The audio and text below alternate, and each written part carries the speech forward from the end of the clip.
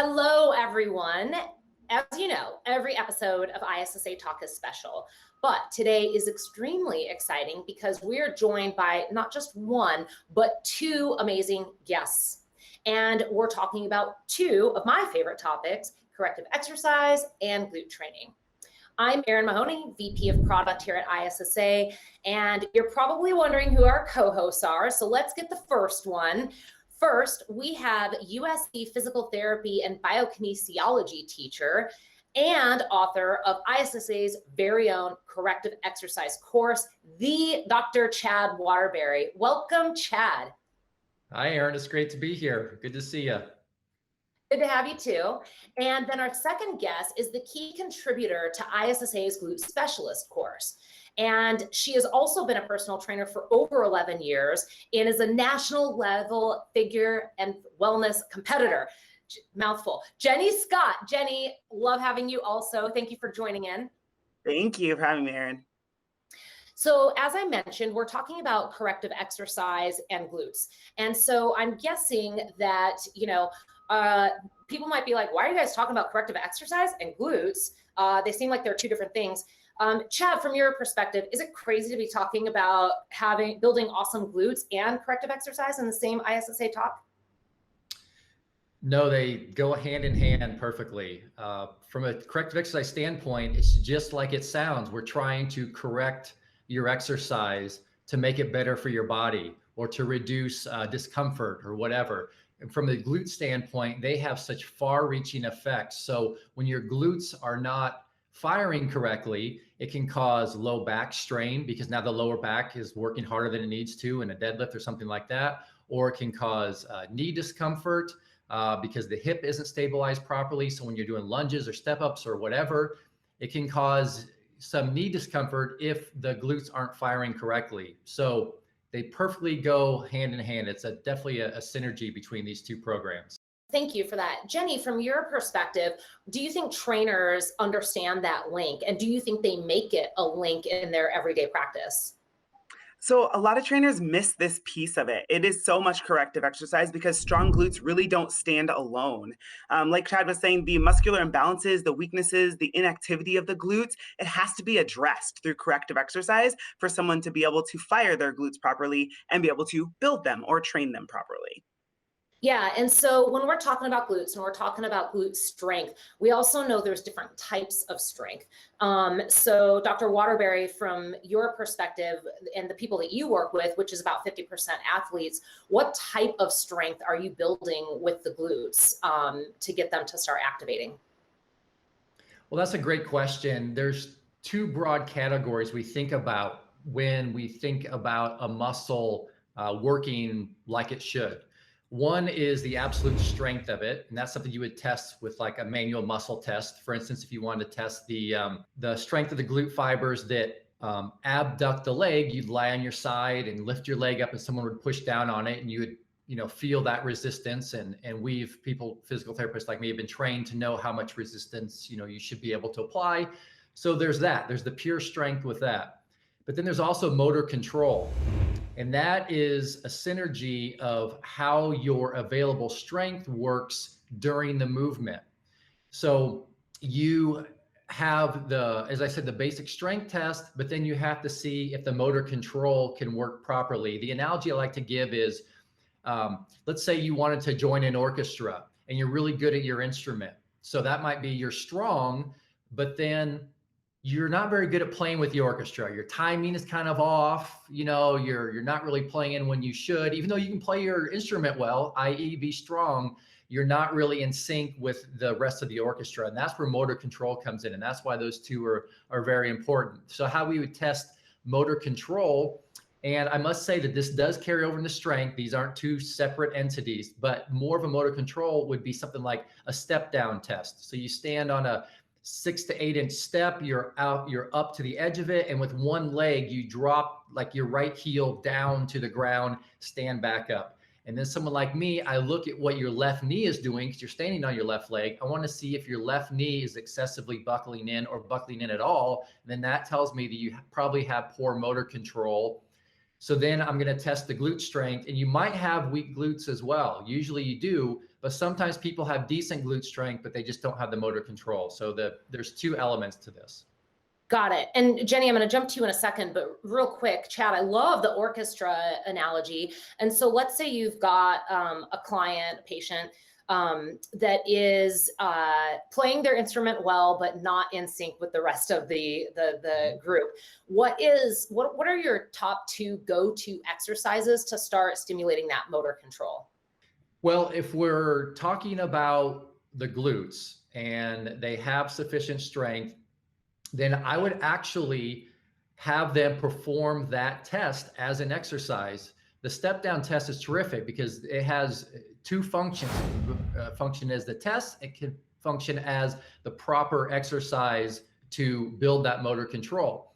So when we're testing, we don't want to tell people what we're looking at. Unfortunately, now I already gave them the answer. So I just have a patient do a step down, and then I'd see this knee buckling in, and I'd test the glute strength. And now I'm like, okay, here's what we're going to program into your plan. We're going to program the step down as an exercise. And I want you to really focus on keeping your knee out or not letting it buckle in, however you want to say it. So now they're practicing it, really being cognizant of their knee position, really feeling and being aware when it buckles in.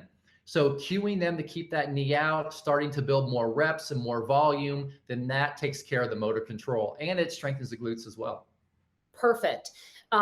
Which, by the way, in one of our previous conversations, we were talking about weighted vests and walking, and I got my weighted vest and I was doing some step downs at a local park with the weighted vest on, and I was like, oh boy, I am sure it's a good thing Chad's not watching this, and I was so sore the next day. But anyways, so Jenny, let's say that some of these motor control things are taken care of a little bit more. What are some of the exercises that you have your clients do? And do you kind of vary between these like motor control exercises or really traditional strength training exercises? Absolutely. So what Dr. Waterbury was saying, physical therapists have a huge advantage over personal trainers in that they can actually kind of touch and manually manipulate the clients, whereas trainers can't. So our assessments might be a little bit different. But once you get everything under control, the exercises that we use can be a combination of those motor control movements and then strengthening movements. So for example, if you wanted to break up the different muscle groups, the max, min, and medius for the glutes, you can engage different exercises. Kettlebell swings are great. Hip bridges and thrusts are awesome for the glute max, the bigger muscle. Donkey kicks and even cable pull-throughs are really good exercises. But to get in on those those smaller muscles, the minimus and the medius, that's where you're going to have to do a little bit more hip abductions. You're looking for more rotation through the hip. Side planks with hip abductions, clamshells, single leg squats, fire hydrants, even seated abduction machines. There's plenty of things that you can do to help work all of the glute muscles. I think you just listed off every exercise in ISSA's glute training course. Most of them. Hey, Chad, so a couple of things that we picked up here. So, Jenny brought up a great point that, it's different for us trainers because we can't do a lot of the manual manipulation. Chad can. And then something kind of dawned on me. Chad, would you ever, and if you would, can trainers do this? If you're doing a step down exercise with a client, would a trainer be able to, let's say this is their knee and they're stepping down, and this is the lateral side of their knee. As a trainer, would I be able to say, hey, after I've noticed that they're not doing it correctly, as you step down, do everything you can to be touching that knee to the outside of my hand? And would that even be a good cue to get them to try to get that motor control the way it should be? That'd be a great cue. Another thing you could do is wrap a resistance band around their knee and try to pull it inward, which would make them activate the muscle to try to pull it outward. And then they're constantly firing that muscle to keep that knee out while they're doing the exercise. So in essence, the cue you gave, Aaron, is great. And that's an excellent place to start because first people have to know how to pull out that knee and know what it feels like. Then as they get more comfortable with it, then with a band, you can try to pull it inward just slightly. So now they have to pull even harder, but this supercharges that muscle activation even more. So when they're really impaired, when they really can't turn that muscle on, this forces them to turn it on even harder. So either one of those would work well. As always, I'm getting excited and inspired. Jenny, do you do any of these with clients, or are you doing these type of tactics to correct the movement or get those glutes to fire in other activities as well, like lunges and single leg squats, stuff like that? Absolutely. We see this type of compensation all the time where their knee collapses inward. It just tells me they're not firing that glute. I use bands a lot, the super bands, the really long ones.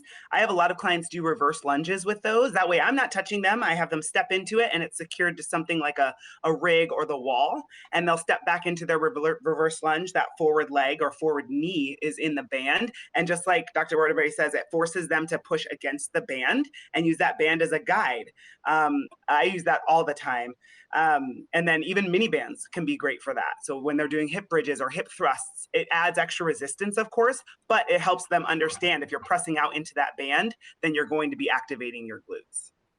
So tell me, that's all great. And as you're talking through this, I'm imagining some of your clients, Jenny, and also knowing your background and being a fitness competitor. I'm sure you have a lot of clients that are like, no, I want more weight, get this band off my knee. How do you explain it to them? And how do you give them what they want and what they need at the same time?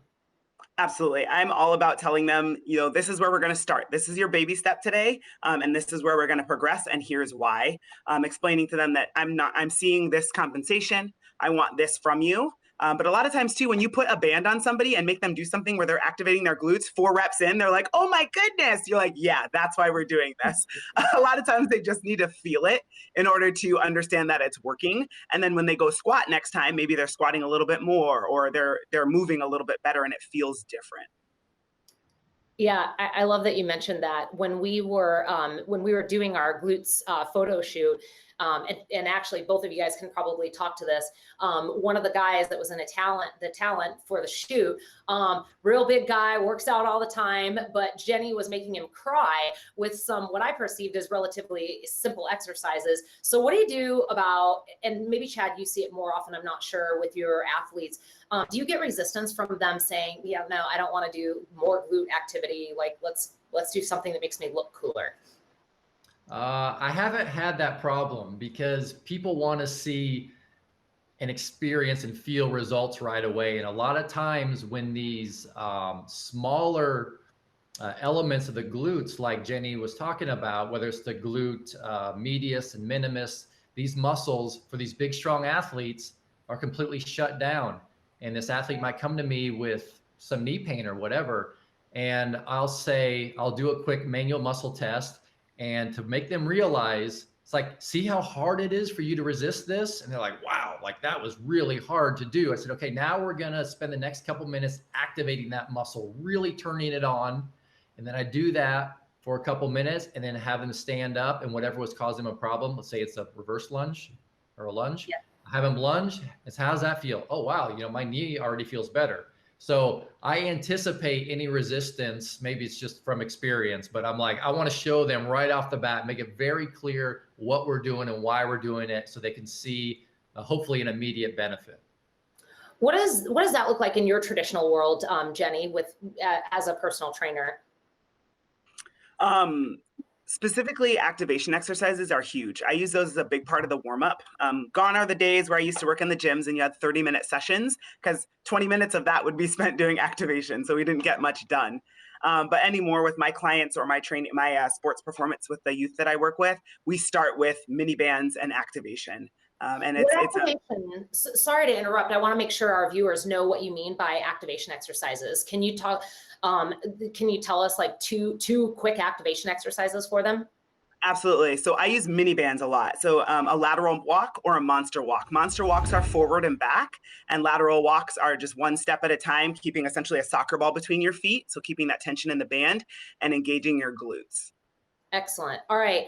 Well, so we talked about some of the exercises that you can do. Chad's a big fan of the step down. I am too. I was super sore after I did that. Jenny's got the mini bands, providing resistance on the outside just to get things firing. One final question I have, as we were talking about some of the smaller muscles like the medius and the minimus and the max, and we also know that a lot of times the piriformis is doing a lot of the extra work and can become very overactive on people. Is it common for clients or patients to think that they're activating their glute max because they're actually just feeling their piriformis go to town. I'll start with you, Chad. Is that something where they're like, no, I'm activating it, and you're like, no, yeah, that's your piriformis? Yeah, it's very common, and this goes back to what I was saying earlier. Again, agreeing with what Jenny was saying, where it's that hip abduction and that hip external rotation that you really need to hit, because it's they're not going to get as much piriformis activation with that. So it's just a matter of changing the angle of the hip and which direction you're pulling to get more of the glute and then less of that piriformis kicking in. Very, very good. Anything you want to add on to that, Jenny? No, it's just there's a lot to know. So the more you know, it's like a little public service announcement. Like, do your research, get certified, whatever you need to do. Ask questions of people like Dr. Waterbury. But there's so much to know about glute activation and corrective exercise that you can't ever really stop learning about it. Absolutely. And I think you even said when we were launching our glute course, you said you can't just squat your way to a better backside. There's other things you got to do. And, so what I'm hearing and learning is that the marriage of corrective exercise and glute training are perfect together, because regardless of whether you're looking to help out with things like balance and stability, or you're trying to improve athletic performance, or you want to be in a figure competition, the glutes are involved one way or the other. And the glutes can't get there if other things aren't doing their job as well. So thank you both for chatting with us. Have a wonderful day, and congratulations on your courses. Thank you. Thanks.